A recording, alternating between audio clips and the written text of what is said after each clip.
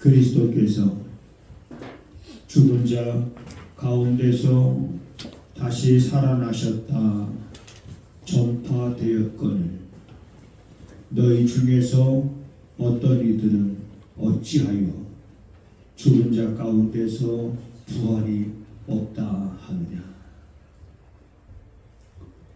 여전히 예수님께서 사흘 만에 살아나셨다 부활의 소식을 전하지만 혹 우리 무리들 가운데 믿지 못하는 자가 있을까 하여 오늘도 하나님 우리가 이 말씀을 함께 또한 살피오니 오늘 말씀을 통해서 사랑하는 성도들이 죽은 자의 부활을 믿을 뿐만 아니라 이 소식을 또한 우리가 전할 수 있는 그러한 삶을 살아가는 성도들이 될 수 있도록 이 시간도 하나님 말씀을 듣는 모든 이들에게 성령께서 친히 도우시기를 간절히 원하옵고 예수님의 이름으로 기도하옵나이다. 아멘. 그리스도께서 죽은 자 가운데서 다시 살아나셨다 전파되었거늘 너희 중에서 어떤 이들은 어찌하여 죽은 자 가운데서 부활이 없다 하느냐. 만일 죽은 자의 부활이 없으면 그리스도도 다시 살지 못하셨으리라. 그리스도께서 만일 다시 살지 못하셨으면 우리의 전파하는 것도 헛것이요 또 너희 믿음도 헛것이며 또 우리가 하나님의 거짓 증인으로 발견되리니 우리가 하나님이 그리스도를 다시 살리셨다고 증거하였습니다. 만일 죽은 자가 다시 사는 것이 없으면 하나님이 그리스도를 다시 살리시지 아니하셨으리라. 만일 죽은 자가 다시 사는 것이 없으면 그리스도도 다시 사신 것이 없었을 터이요 그리스도께서 다시 사신 것이 없으면 너희의 믿음도 헛되고 너희가 여전히 죄 가운데 있을 것이요 또한 그리스도 안에서 잠자는 자도 망하였으리니 만일 그리스도 안에서 우리의 바라는 것이 다만 이생뿐이면 모든 사람 가운데 우리가 더욱 불쌍한 자리라. 아멘. 우리가 살아가고 있는 세상은 변해가는 속도가 굉장히 빠릅니다. 그래서 아마 여기서 저를 비롯해서 제 나이를 기준으로 해서 제 나이 위에 되시는 분들은 변해가는 세상을 따라가기가 참 힘들지 않을까. 하나 예를 들면 우리가 핸드폰은 뭐 이제 누구나 다 필수품이 됐습니다. 그래서 사용하는 건 뭐 필요한 것만 이렇게 사용하는데 큰 문제는 없는데 지난주에만 해도 이정희 집사님이 카톡방에서 2번이나 이렇게 나가셨는데 아니 이 양반이 집사님이 그게 도대체 뭘까? 뭘 또 잘못 눌렀을까? 그래서 아마 조선영 권사님이 다시 초청을 했는데 또 빠져나가셨어요. 뭘 또 잘못 눌렀을까? 그래서 이제 아직 초청한 분이 없어요. 전 사용하는 건 그래도 좀 이렇게 사용을 해요. 하는데 핸드폰을 아무래도 새 걸로 바꿔야 되겠다 해가지고 여기 제 나이 위로 핸드폰 가게 가서 핸드폰을 스스로 바꿀 수 있는 사람들이 없을 거예요. 가도 가면 못 삽니다. 왜 못 사냐면 핸드폰 파는 사람이 설명해 주는데 무슨 말인지 설명해 주는 용어 자체들이 어려워요. 그러니까 이제 애들이 다 사줘서 다 뭐 이렇게 하고 쓰면 돼요. 그러면 그냥 쓰는 거예요. 자, 이렇게 여러분 시대가 빠른 속도로 변해가면서 사람들이 자꾸 무엇을 의지하냐면 이 변해가는 것 속에 문화를 의지하게 됩니다. 과학을 의지하게 되고 그러다 보니까 자, 이러한 세상 속에서 오늘 우리 기독교에서 부활절이 되면 연합 예배를 드리고 교회들마다 우리 한국뿐만 아니라 전 세계적으로 부활절 예배를 성대하게 드리면서 예수 그리스도의 부활의 소식을 전합니다. 예수님께서 십자가에 달려 돌아가셨다가 사흘 만에 살아나셨습니다 라고 복음을 전하면 이 시대의 많은 사람들이 그 소식을 듣고 오늘 본문에서 말하는 것처럼 그리스도께서 죽은 자 가운데서 다시 살아나셨다 전파되었거늘 너희 가운데 어떤 이들은 어찌하여 죽은 자 가운데서 부활이 없다고 하느냐. 괜찮아요, 권사님. 설교 시간에 음악이 깔아지면 좋습니다. 어째 죽은 자 가운데서 부활이 없다고 하느냐. 그래서 부활이 없다라고 죽은 자가 다시 살아난다라고 하는 것에 대해서는 아직도 이 땅에 수많은 사람들이 부정적인 시각으로 봅니다. 죽으면 그만이지. 어떻게 죽은 자가 다시 살아날 수가 있겠는가.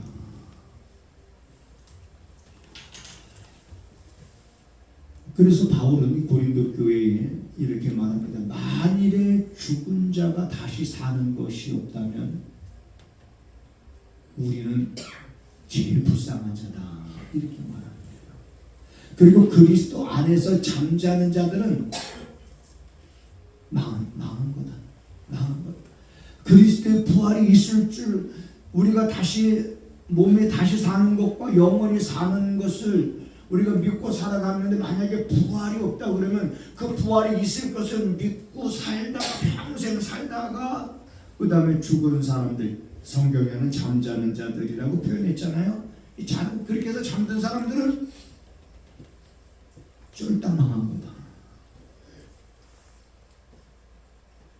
그러면서 만일에 부활이 없다면 만일에 뭐 다시 사는 것이 없다 그러면 우리의 믿음도 헛것이고 모든 것들이 헛것이라고 강조하는 것은 지금 역설적으로 부활이 있다라고 하는 것을 강조하고 있는 겁니다. 그래서 우리들도 몸이 다시 사는 것과 영원히 사는 것을 믿사옵나이다 라고 우리도 날마다 여러분 고백하는데 그 믿음 우리는 변치 않아야 될 줄로 믿습니다. 그 믿음이에요. 네. 여러분 우리가 세상에 살면서 세상에서 우리가 이 육신을 가지고 오래 살아야 100년이라고 합니다.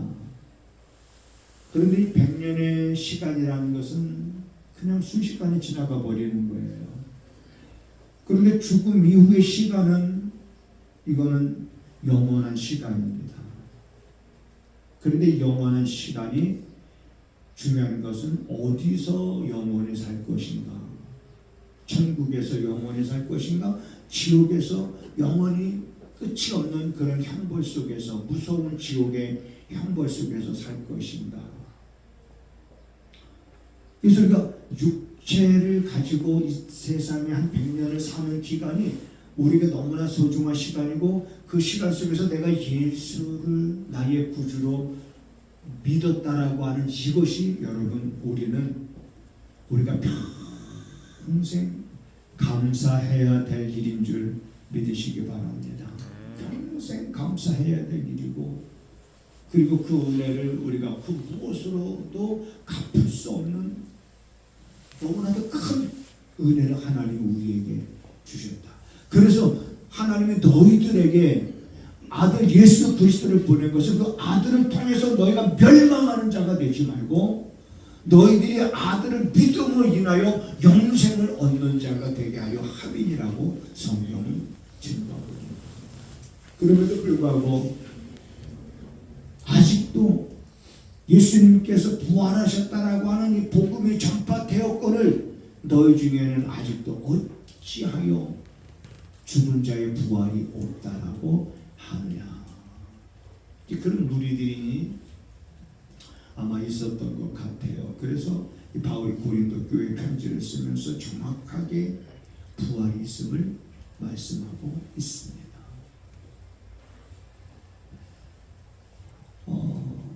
우리가 이제쯤 이렇게 쭉 가다 보면 농복리 때 농사질 철이 되면 이게 논인데 근데 수확하고 나면 거기 물이 이렇게 차들어와서 낚시터로 변합니다.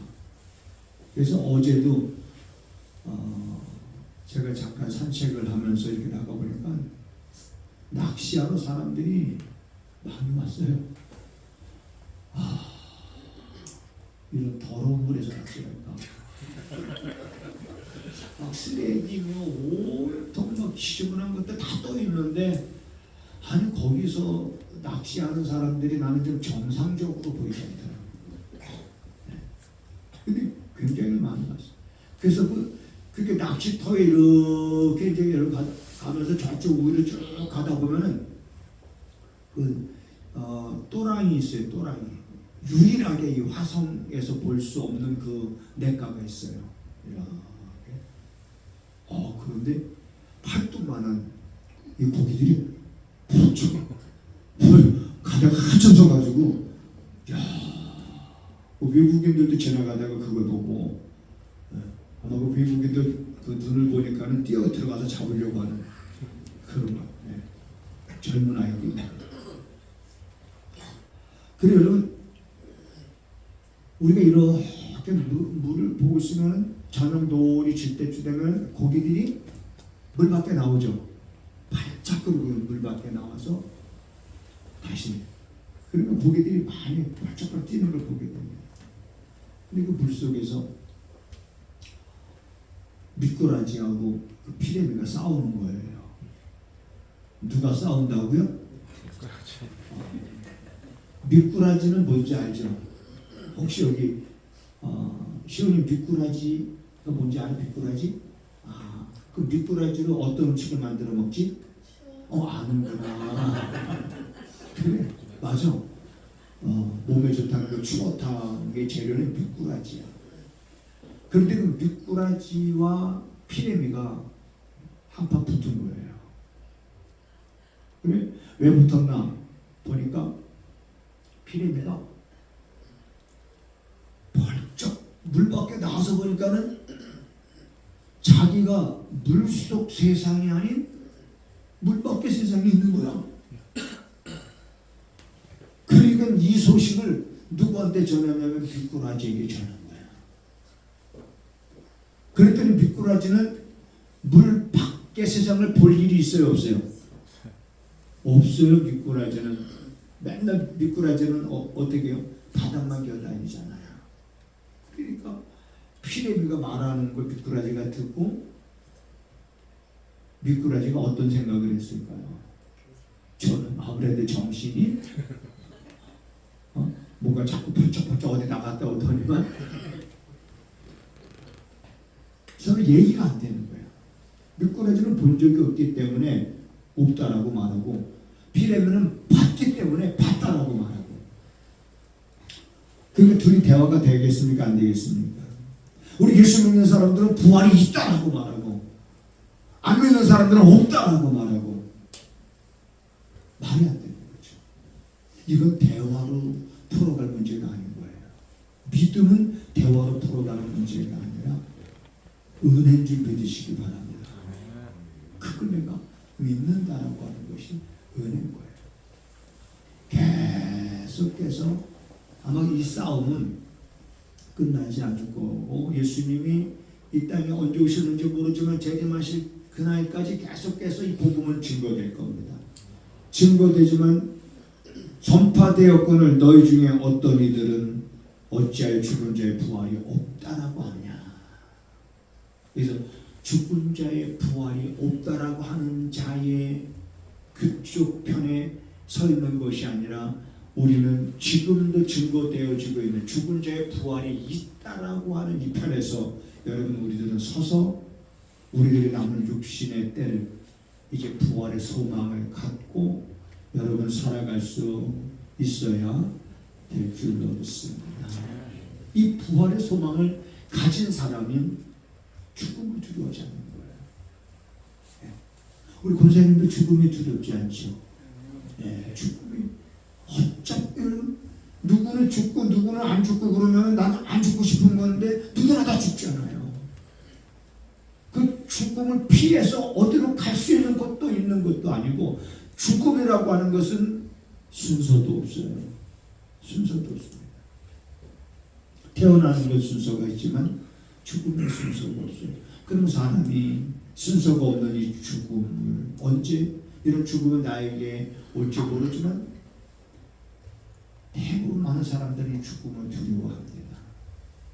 유독 우리 기독교인들이 죽음을 두려워하지 않는 이유 가운데 하나가 바로 죽음의 끝이 아니기 때문입니다. 그냥 우린 죽음을 그래서 뭐로 표현합니까? 그냥 자는 것에 표현하는 거예요. 잠자는 것에 표현합니다. 그래서 여러분 이 시간을 통해서 우리 다시 한번 우리들의 부활의 신앙을 점검하고 부활의 그 믿음 위에 나는 여러분들이 굳게 서기를 바라면서 이 말씀을 드리는 겁니다. 예수님께서 이제 십자가 지시기 전 예수님께서 이제는 제자들하고 예루살렘을 향해서 올라가는 이 내용이 마태복음 16장서부터 시작이 됩니다. 마태복음 16장에서부터 이제는 예수님께서 십자가를 지시기 위하여 예루살렘으로 올라가는 거예요. 그리고 16장부터 시작해서 이제는 그 안에 많은 내용들이 있지만은 26장에 이르기까지 예수님이 무려 몇 번 제자들에게 인자가 예루살렘에 올라가면 고난을 당하고 그러나 3일 만에 살아나리라. 살아날 것을 5번 이상 제자들에게 말씀하십니다. 그때까지는 예수님이 제자들에게 고난을 말씀하시고 그 다음에 죽음을 말씀하시고 다시 살아날 것을 말씀하지 않았는데 이제는 예루살렘으로 올라가는 이제 그 여정 속에서 예수님이 비로소 자신의 고난을 당할 것을 말씀하시기 시작한 거예요. 그래서 그게 첫 번째 어디서 예수님이 말씀하셨냐면 가이사랴 빌립보 지방에서 말씀하셨습니다. 그 가이사랴 빌립보 지방 성지순례를 가다 보면 이제 그 지역을 지나가게 됩니다. 그럼 우산 단지가 얼마나 많은 지역인지 몰라요. 우상을 섬기는 지역이에요. 그래서 특별히 예수님이 그 가이사랴 빌립보 지방에 이르렀을 때 거기서 예수님이 제자들에게 묻는 거예요. 사람들이 인자를 누구라 하느냐. 그리고 너희는 나를 누구라고 하느냐. 자, 그러면서 우리가 잘 아는 것처럼 베드로의 고백이 있었죠. 주는 그리스도 살아계신 하나님의 아들이십니다. 바야나시면 내가 보기 있도다. 이것을 내게 알게 하기는 하늘에 계신 내 아버지시니라. 내가 이 반석 위에 교회를 세우리니 군대 권세가 이기지 못하리라. 자, 예수님이 이렇게 말씀하시고 나서 그 다음에 인자가 이제 예루살렘에 올라가면 대제사장과 서기관들에 의해서 이제는 그들에게 있어 고난을 당하게 될 것이고 그리고 내가 죽게 될 것이다. 그러나 내가 다시 살아날 것이다. 라고 말씀하셨을 때 여러분 참 어려운 거예요. 예수님을 쫓아다녔던 그 예수님의 제자들도 예수님이 그렇게 말씀하셨을 때 그 말씀을 정확하게 이해를 못했던 것 같아요. 그러니까 베드로가 주여 주님이 죽다면 무슨 말입니까? 그런 일이 일어난다면 우리가 가만히 있지 않을 것입니다. 라고 베드로가 말하잖아요. 그런데 예수는 베드로에게 책망하셨죠. 네가 어찌하여 하나님의 일을 생각하지 아니하고 사람의 일을 생각하느냐. 사단아, 내 뒤로 물러가라. 너는 나를 넘어지게 하는 자로다. 베드로가 사단이에요? 예수님은 베드로를 향해서 사단아, 내 뒤로 물러가라. 너는 나를 넘어지게 하는 자로다라고 말했을 때 베드로가 사단입니까? 아닌 거예요. 베드로를 통해서 역사하는 사단이 있다는 거지요. 우리들을 넘어지게 하는 이런 사단의 역사는 그때나 지금이나 여전히 쉬지 아니하고 사단은 삽길자를 찾으러 다니고 있는 이러한 때 사람들의 마음속에 의심과 안개를 가득 차게 합니다. 의심의 안개. 다시 3일 만에 살아날 거라고 하는 이 말을 마음에 두지 않았던 것 같아요. 제자들은. 첫 번째 이게 마태복음 16장에 예수님이 내가 다시 살아날 것을 말씀하신 거예요. 그리고 이 16장에서 계속 가다 보면 17장에 한 번 더 예수님 말씀하시는 데는 17장에 어떤 내용이냐면 변화산 사건이죠. 변화산. 예수님이 베드로와 요한과 야고보를 데리고 산에 올라갔습니다. 그런데 신비한 경험을 한 거예요. 너무나도 신비하고 이 땅에서 경험해보지 못한 아주 신비로운 경험. 예수님의 형체가 하얗게 변화되어지면서 예수님이 누군가와 얘기하고 있는데 누군가와 얘기하고 있는 그들은 누구냐면 모세와 엘리야였더라. 그러니까 베드로가 너무 그런 신비한 체험을 하니까 거기서 이런 말을 합니다. 이 산에다가 초막 당신을 위하여 모세와 엘리야를 위하여 초막 셋을 짓고 여기에서 사는 것이 참 좋겠습니다. 아니 이런 말을 하잖아요. 그 경험 끝이에요. 그때 예수님께서 그런 제자들에게 뭐라고 말씀하셨냐면 이렇게 말씀하셨어요. 인자가 살아나기 전까지는, 죽임을 당한 후에 살아나기 전까지는 너희 본 곳을 아무에게도 말하지 말라. 예수님이 이렇게 당부합니다. 너희들의 본 것, 내가 살아나기 전까지는 너희들이 말하지 말라. 이렇게 예수님이 말하죠. 그러면서 예수님이 또 살아날 것을 두 번째 말씀하시는 거예요. 그러고서 마태복음 또 17장 23절에 가면 이제 갈릴리 지역에 이르렀을 때 그 갈릴리 지역에서 예수님이 또 말씀하십니다. 인자가 고난을 당할 것이다. 그러나 인자가 3일 만에 다시 살아나리라. 이렇게 말씀하십니다. 그리고 마태복음 20장으로 가면 네 번째 예수님께서 이제 노상에서, 예루살렘 노상에서 가르치는 많은 말씀들이 있었습니다. 그때도 예수님께서 제3일에 인자가 살아날 것이다. 그리고 다섯 번째는 이제 마태복음 26장에 가면 이렇게 말합니다. 제자들한테 이제 앞으로 이틀이 지나면 6월절이다. 여러분, 이제 앞으로 이틀이 지나면 6월절이다. 6월절은 뭔지 알죠? 예, 어린 양을 잡아서 피를 문설주에 발랐을 때 죽음의 사자가 그 집의 장자는 죽이지 않고 넘어갔다. 6월 넘어간다 그런 뜻이에요. 절기. 그 6월절을 항상 이스라엘 백성들을 지켰는데 앞으로 이틀이면 그런 6월절이다. 그 말이 무슨 말이냐면 앞으로 이틀이면 인자가 이제는 대제사장과 서기관들에게 팔리어서 십자가에 달릴 것이다. 그걸 말하는 거예요. 6월절의 어린 양은 누구 상징하는 거예요? 예수 그리스도의 죽음을 말하는 거예요. 그래서 앞으로 이틀이면 6월절입니다. 인자가 십자가에 못 박히기 위하여 팔려올 것이다. 그러나 내가 다시 살아날 것이고 살아난 후에는 너희들보다 먼저 내가 갈릴리에 가게 될 것이다. 이렇게 예수님이 십자가에 달리시기 이틀 전까지 뭘 말씀하셨어요? 이틀 전까지도 다시 살아날 것이다 말씀하신 거예요. 네. 그런데 예수님께서 붙잡혀 가시자 제자들이 다 도망갔다. 성경에 보니까 다 도망가니라. 다 도망갔어.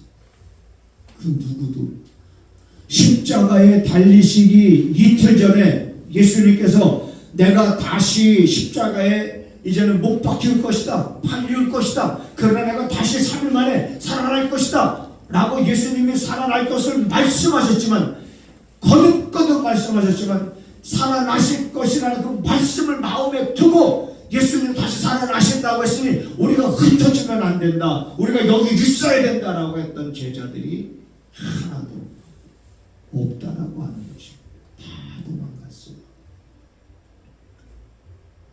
이게 우리 인간입니다.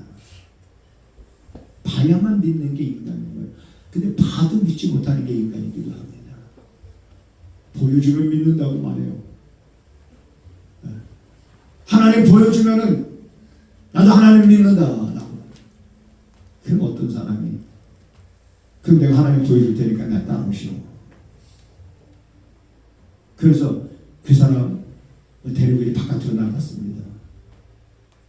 자, 그럼 내가 하나님 보여줄 테니까 잘 보라. 우선 당신이 하나님을 보기 전에 먼저 당신 눈으로 좀 태양을 바라보시오.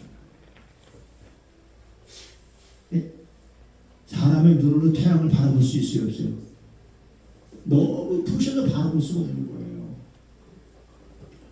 하나님이 지으신 저 태양조차도 바라볼 수 없는 당신이, 그것조차도 바라볼 수 없는 당신이 그 하나님 보면 당신은 죽을 수도 있다. 하나님이 만드신 태양조차도 바라볼 수 없는 인간들이 어찌 그 눈을 가지고 하나님을 보려고 한다.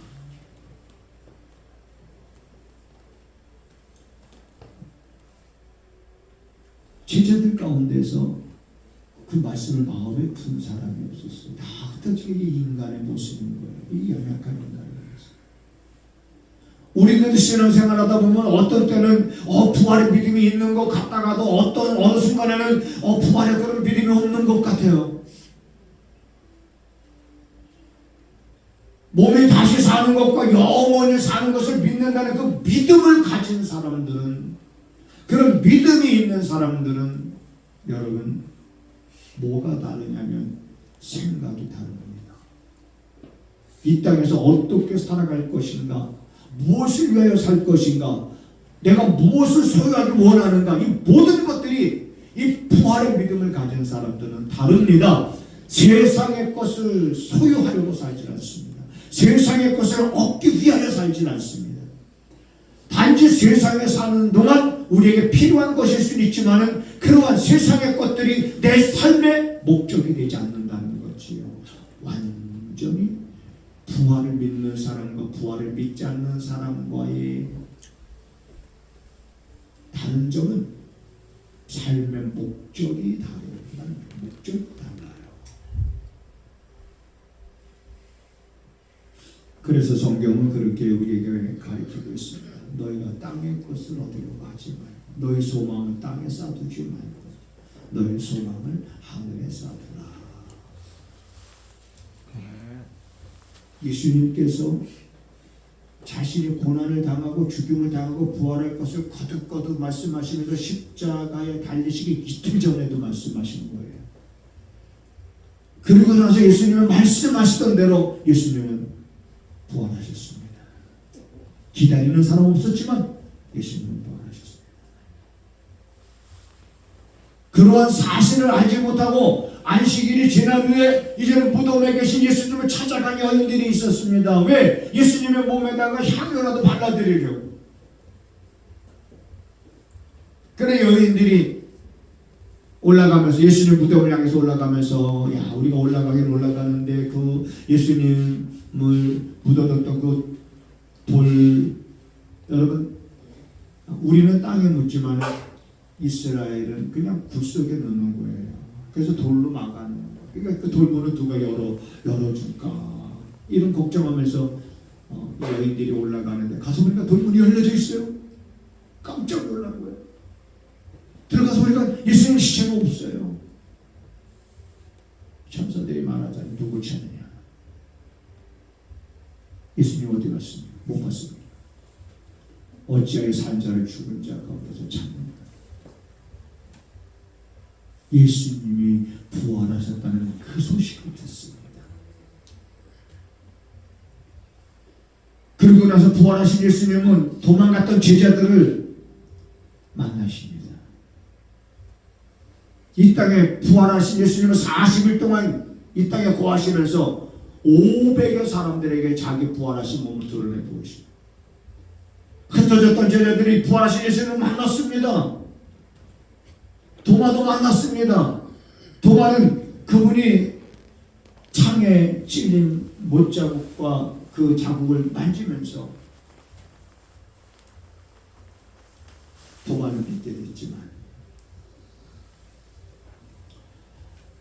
부활하신 예수님은 마지막 이 땅에 40일 동안 거하시다가 제자들 보는 앞에서 승천하십니다. 이 또한 놀라운 일이죠. 승천하신 예수님을 제자들이 바라보고 안 보일 때까지. 이게 있을 수가 없는 일이잖아요. 보이지 않지만은 눈을 뗄 수가 없는 거예요. 그때 그러한 제자들을 향해서 천사들이 나타나서 뭐라고 말씀하십니까? 너희가 승천하시는 예수님을 봤느냐? 너희들이 본 그대로 그분이 다시 오실 것이다. 그래서 예수님께서 십자가에 달리시기 이틀 전에 다시 살아날 것을 말씀하셨고 다시 말씀하시되 다시 살아난 예수님께서는 분명히 또한 뭐라고 말씀하시냐면 인자가 다시 오는 것을 말씀했습니다. 이것이 이제 오늘 우리 그리스도인들의 신앙의 중심인 거예요.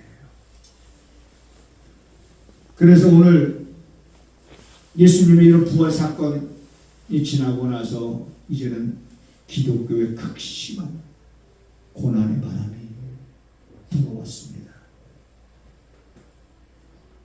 고난과 핍박과 극심한 박해의 바람이 불어왔습니다. 어떤 사람들은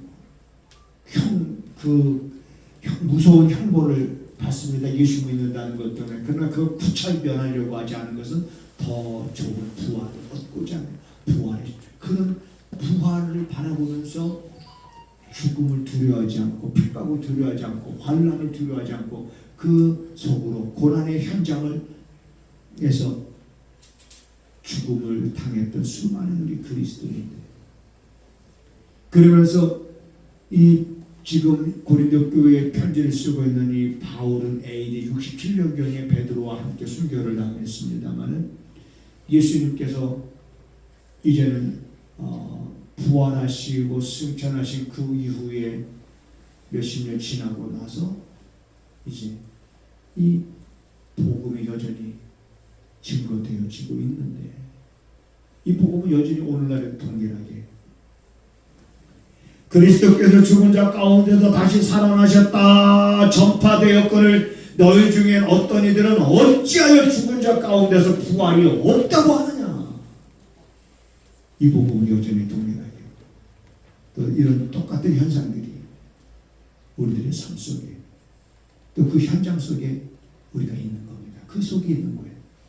이 속에서 우리는 여러분 부활의 이 믿음을 갖고 부활이 없다라고 하는 그들을 향해서도 우리는 담대하게 그들이 믿든 안 믿든 그건 그들의 문제고 우리들은 전하는 것은 우리들의 문제인 겁니다. 몸이 다시 사는 것. 따라서 하시겠습니다. 몸이 다시 사는 것. 영원히 사는 것을 믿사옵나이다.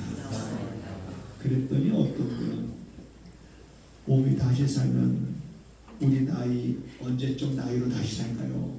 이렇게 묻는 사람이 있는데 이정혜 집사님이 전화 보기로 했죠. 어떤 모습으로 20대 때 모습으로 다시 사시고 싶어요?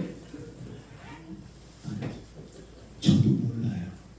아직 부활 안 해봤기 때문에 어떤 모습으로. 그러나 성경에 기록된 것처럼 육의 몸이 있은지 또한 신령한 몸이 있는지 압니다.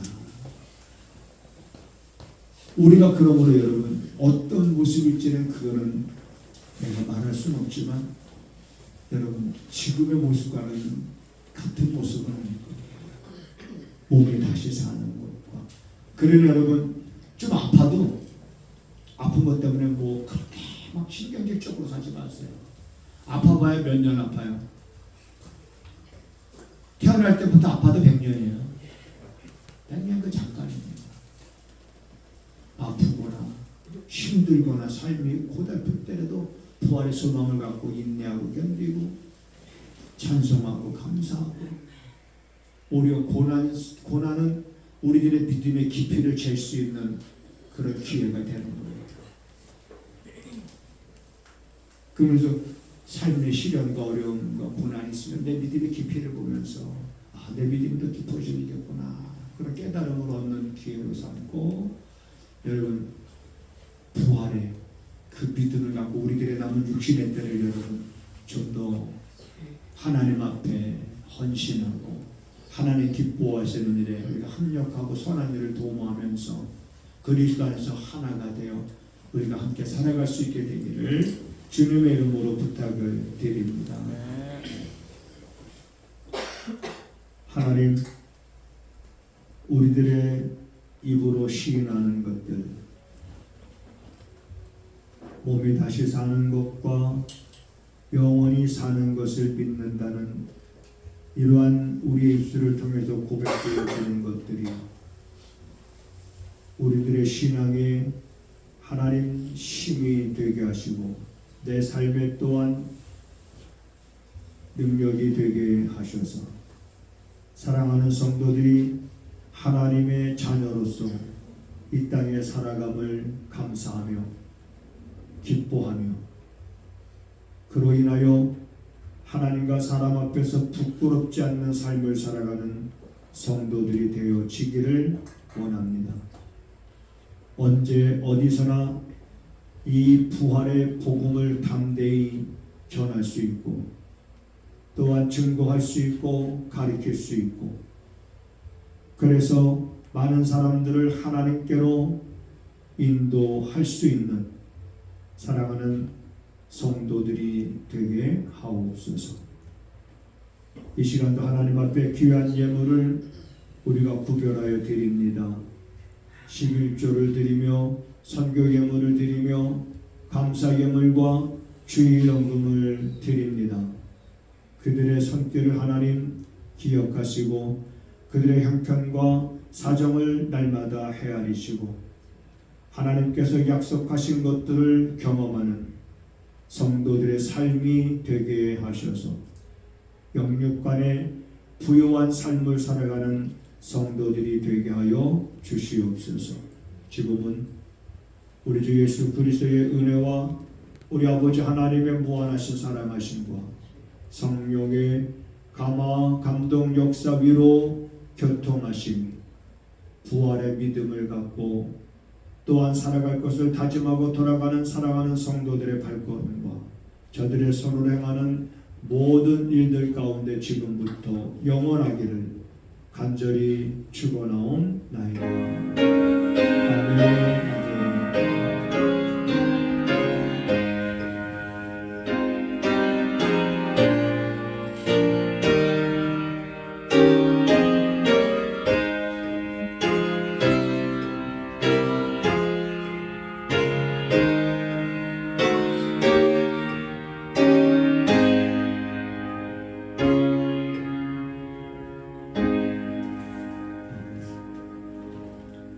하나님을 크게 봅시다. 인사하겠습니다.